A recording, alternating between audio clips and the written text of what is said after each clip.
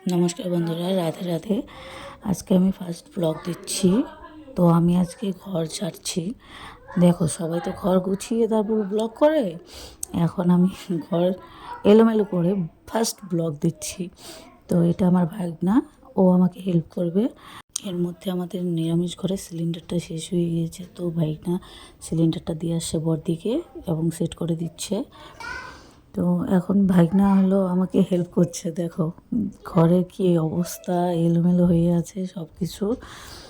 তো ও উপরের সেলফটা পরিষ্কার করে দিচ্ছে, আমি নিচ থেকে সব কিছু ছেড়ে ছেড়ে আমি দিচ্ছি ভাগনাকে উপরে রাখার জন্য।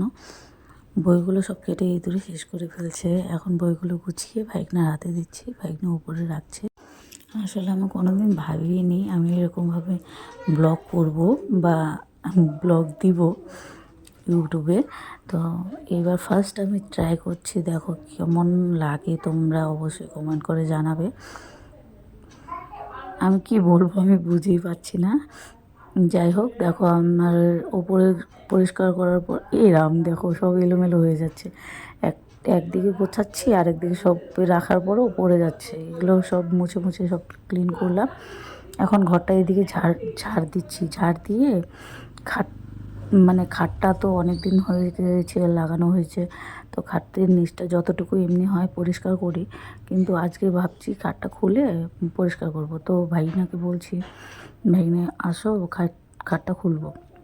তো এখন ভাইনা আমাকে সব কিছু হেল্প করছে খাটগুলো খুলে। দেখো কী অবস্থা। ভাইনা হলো সব কিছু খুলে সেট করে দিয়েছে এবং নিচটা ঝাড় দিয়ে পরিষ্কার করে দিচ্ছে। এখন আমরা খাটটা লাগাবো, আবার লাগিয়ে সেট করে সব কিছু গোছাবো। তো আমরা কথা বলছিলাম যে এইভাবে ব্লগ বানানোর বিষয় নিয়ে, যে ভাইগনা আমাকে বলছে যে আমি তোমাকে কবে থেকে বলছি ব্লগটা বানাও বানাও, তুমি বানাচ্ছ না। তো আমাকে রুমটাকে এই কর্নারগুলা যত আছে এদিকে উপর নিচ উপর চারপাশে নিচে যত আছে এই রুমটাকে ক্লিন করা পরিষ্কার করার জন্য এগুলো সরা নেই আগে। সেলফটা সরানোর পর দেখো ওয়ালটা কি অবস্থা হয়ে গিয়েছে। তো হয়তো পেছনে কিছু একটা পড়ে গিয়েছিলো যেটা আমি লক্ষ্য করিনি, যার ফলে ওয়ালটা এতটা পরিমাণে নোংরা হয়ে গিয়েছে। তো আমি এগুলো ঝাড় দিচ্ছি, আর ভাইগনা পেছন থেকে বলছে দেখো ওয়ালটা কি অবস্থা হয়ে গিয়েছে কালো হয়ে।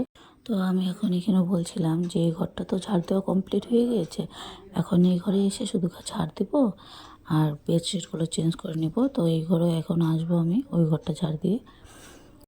তো আমি ওই ঘর থেকে ঝাড় দিয়ে এই ঘরে আসবো এক্ষুনি, হয়ে গিয়েছে। তো আমি ভাবতাম আগে ব্লগ করা হয়তো অনেকটাই সোজা, ভয়েস দেওয়া। তো এখন বুঝছি যে কতটা কষ্ট হচ্ছে। আমি এখন এই ঘরের বেডশিটটা চেঞ্জ করি। এই ঘরটা মোছা কমপ্লিটই হয়ে গিয়েছে। এখন আমরা যে খাওয়া দাওয়া করবো। যদি তোমাদের আমার ব্লগটা ভালো লাগে তবে অবশ্যই কমেন্ট করে জানাবে। দেখো আমাদের কী কী রান্না হয়েছে দুপুরের খাবার: ডাল, নিরামিষ সবজি এবং চাটনি। টাটা, বাই বাই সবাইকে।